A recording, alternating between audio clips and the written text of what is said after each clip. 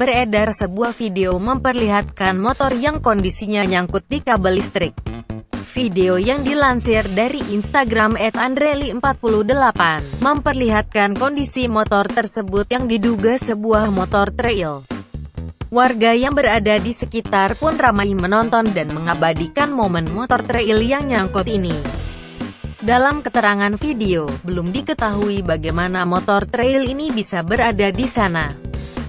Diketahui, unggahan pertama dibagikan oleh akun TikTok @ultramenrobot pada tanggal 8 Juni tahun 2022. Pada unggahan, juga tidak diketahui bagaimana motor trail ini bisa menggantung di antara kabel-kabel besar.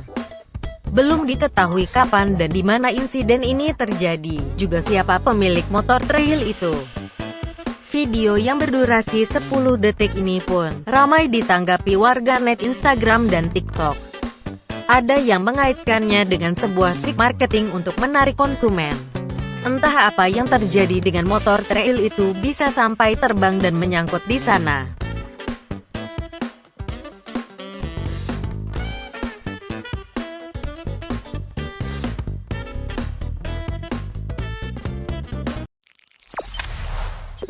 Jangan lupa subscribe, share, komen, dan like ya.